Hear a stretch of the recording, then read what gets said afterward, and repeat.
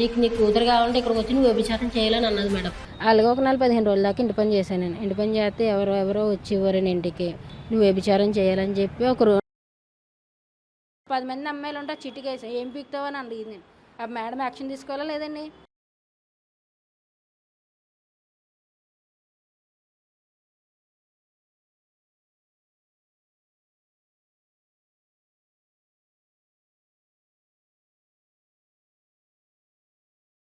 మన రాష్ట్రంలో ఉన్న ఒక్కో ప్రాంతానికి ఒక్కొక్కటి ఫేమస్. అలా గుంటూరుకి మిర్చి, విజయవాడకి దుర్గమ్మ, కాకినాడకు కాజా ఫేమస్ అయినట్టు పెద్దాపురానికి వ్యభిచారం ఫేమస్.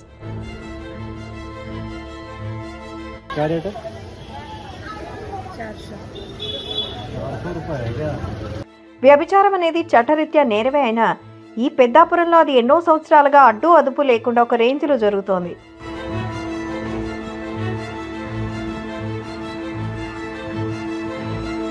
అక్కడి పోలీసులు, రాజకీయ నాయకులు కూడా ఈ బిజినెస్ కి సపోర్ట్ చేస్తూ వాళ్ళు కూడా అక్కడికి అమ్మాయిల్ని బలవంతంగా అనుభవించేవాళ్ళు.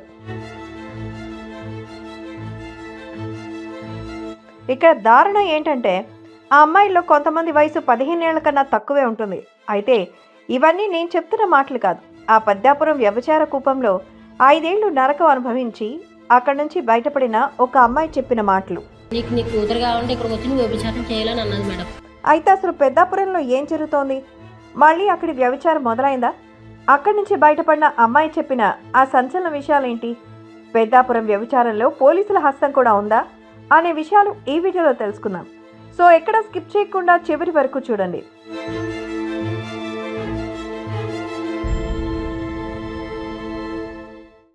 ఇక అమ్మాయి తన ఐడెంటిటీని బయట ఎక్కడా రివీల్ చేయలేదు కాబట్టి తన పేరు జ్యోతి అనుకుందాం. వివరాల్లోకి వెళ్తే జ్యోతి పెద్దాపురంలో ఉండే ఒక దిగువ మధ్యతరగతి కుటుంబంలో పుట్టింది. ఆమె తండ్రి తన చిన్నప్పుడే చనిపోగా అప్పటి నుండి వాళ్ళ అమ్మే కుటుంబాన్ని పోషిస్తోంది. దాంతో జ్యోతి తన చదువుని 9వ తరగతిలోనే ఆపేసి ఊరిలో ఉన్న ఒక పెట్రోల్ బంక్లో పనికి చేరింది.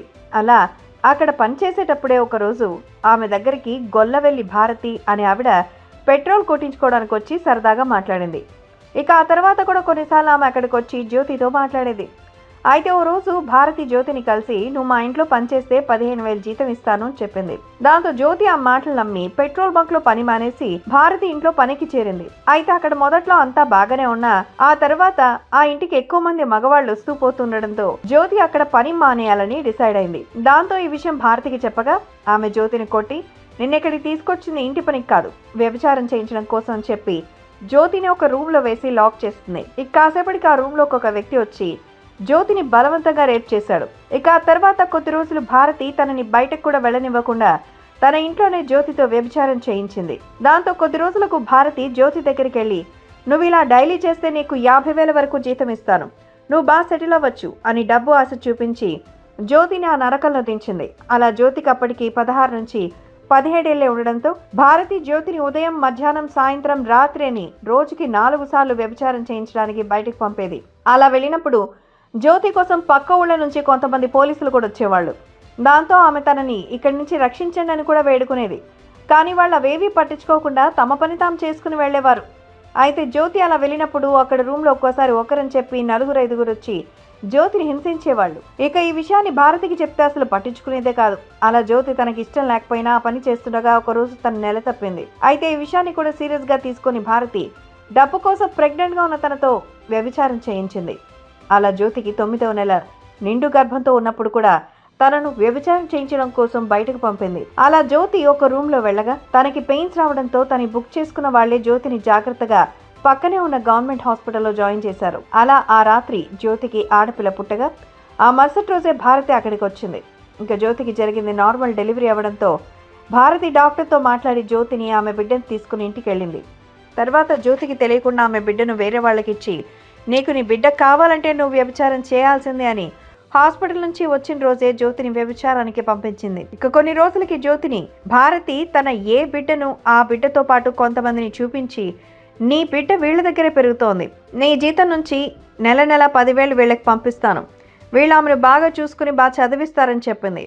ఇక దానికి జ్యోతి ఒప్పుకోగా తర్వాత యథావిధిగా తన పని మొదలు పెట్టింది. అయితే కొంతకాలం తర్వాత జ్యోతి ఆ నరకం నుంచి బయటపడాలని పారిపోయి ఓ ట్రైన్ ఎక్కేసింది.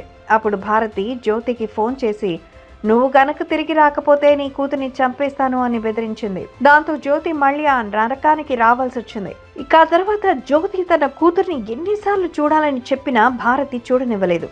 బిడ్డను తీసుకెళ్లినాళ్ళు కూడా కొంతకాలం తర్వాత జ్యోతి ఫోన్ లిఫ్ట్ చేయలేదు. దాంతో జ్యోతి ఒకరోజు తనకు ఆరోగ్యం బాలేక హాస్పిటల్కి వెళ్ళి అక్కడి నుంచి పారిపోయి డైరెక్ట్ గా పెద్దాపురం పోలీస్ స్టేషన్కి వెళ్ళింది. జ్యోతి అక్కడ ఎస్ఐతో జరిగిన విషయం మొత్తం చెప్పి తన బిడ్డని తనకి తిరిగి అప్పగించమని కోరింది. దాంతో పోలీసులు ఆమె బిడ్డనైతే జ్యోతికి ఇప్పించారు, కానీ భారతి మీద ఎటువంటి కేసు నమోదు చేయలేదు. ఎందుకంటే అక్కడ లోకల్ కానిస్టేబుల్ అండ్ హోంగార్డులతో భారతికి ఎఫ్ఐఆర్ ఉంది. అలాగే ఆమె నుండి అక్కడ అందరి పోలీసులకు ఎప్పుడు అందాల్సిన డబ్బు అప్పుడు అందుతుంది. దాంతో జ్యోతి తనకు జరిగిన అన్యాయం గురించి చెప్పేందుకు ఎంతో మంది అధికారులను కలిసింది, కానీ ఏ ప్రయోజనమూ లేదు. సీఎం ఆఫీస్కి వెళ్ళినా తనకి న్యాయం జరగలేదు. ఇక ఆ తర్వాత జనసేన కార్యాలయానికి వెళ్ళగా అక్కడ ఒక అతను కొంతమంది న్యూస్ రిపోర్టర్స్ మరియు యూట్యూబ్ ఛానల్స్ వాళ్ళ నంబర్స్ ఇచ్చి వీళ్లకు నీ సమస్య చెప్పు, నీకు న్యాయం జరుగుతుంది అన్నాడు. దాంతో జ్యోతి ఆ నంబర్స్కి కాల్ చేయగా అందులో ఉన్న తులసి అనే ఒక యూట్యూబర్ జ్యోతికి రెస్పాండ్ అయింది. ఇక ఈ విషయంగా జ్యోతితో ఒక ఇంటర్వ్యూ చేసి దాన్ని యూట్యూబ్లో రిలీజ్ చేయగా జ్యోతికి మంచి సపోర్ట్ దొరికింది. అలాగే ఆ వీడియో చూసిన చాలా మంది జ్యోతికి తమకు తోచినంత ఆర్థిక సాయం కూడా అందించారు. ఆ తర్వాత తులసి ఆ వీడియోని జ్యోతి సమస్యని ట్విట్టర్ ద్వారా చంద్రబాబు నాయుడు గారికి, లోకేష్ గారికి, పవన్ కళ్యాణ్ గారికి, హోంమంత్రి అనిత గారికి పంపింది. దాంతో ఆ మరుసటి రోజే అనిత గారు ఆమె పెట్టిన పోస్ట్ కి రెస్పాండ్ అవుతూ ఈ సమస్య గురించి వెంటనే అధికారులతో మాట్లాడతాం, తప్పు ఎవరు చేసినా దాని వెనక ఎవరు ఉన్నా శిక్ష నుంచి తప్పించుకోలేరు, ఇలాంటి వాళ్ళు ఇంకెవరైనా ఉంటే డైరెక్ట్ గా నా ఆఫీస్కి వచ్చి మాట్లాడొచ్చు అని చెప్పారు. ఇక లోకేష్ గారు కూడా ఈ సమస్య త్వరగా పరిష్కరిస్తామని, ఆమెకు న్యాయం జరిగేలా చేస్తామని హామీ ఇచ్చారు. ఇందులో భాగంగా భారతితో సంబంధం ఉన్న 2 పోలీసుల్ని ప్రభుత్వం ఉద్యోగం నుంచి తొలగించగా ప్రస్తుతం భారతి పరారీలో ఉందని సమాచారం. ఇక ఈ కేసు మూలన పెద్దాపురంలో ఉన్న మరికొన్ని వ్యభిచార గృహాల మీద కూడా పోలీసులు రైడ్స్ చేసి వాళ్ళందరినీ అరెస్ట్ చేస్తున్నారు. పెద్దాపురం పేరు వినగానే గుర్తొచ్చే వ్యభిచారం ఇప్పుడు అక్కడికి జోరుగా సొంత ఇళ్లలో జరగడం, అవి ఇప్పుడు మళ్లీ బయటపడడంతో ఒక్కసారిగా అందరూ షాక్ అయ్యారు. ఇక ఈ సమస్య ఇప్పుడు రాష్ట్ర స్థాయిలో పాపులర్ అవడంతో పెద్దాపురంలో కూడా దీనికి వ్యతిరేకంగా నినాదాలు జరుగుతున్నాయి. అయితే అక్కడ భారతి మాత్రమే కాదు, ఇంకా చాలా మంది పోలీసులు మరియు అక్కడ పెద్దవాళ్ల సపోర్ట్ తో ఇప్పటికీ తమ బిజినెస్ ని రన్ చేస్తున్నట్టుగా సమాచారం. వీళ్ళందరినీ పోలీసులు త్వరగా పట్టుకుని అమాయకపు ఆడవాళ్ల జీవితాలను కాపాడాలని ఆ దేవుళ్ళని మనం కూడా కోరుకుందాం. సో ఇది ఫ్రెండ్స్, ఈ వీడియో మీద మీ అభిప్రాయం ఏంటో కామెంట్స్ లో తెలియచేయండి. అలాగే వీడియో కనుక మీకు నచ్చినట్లయితే ఒక లైక్ చేయండి.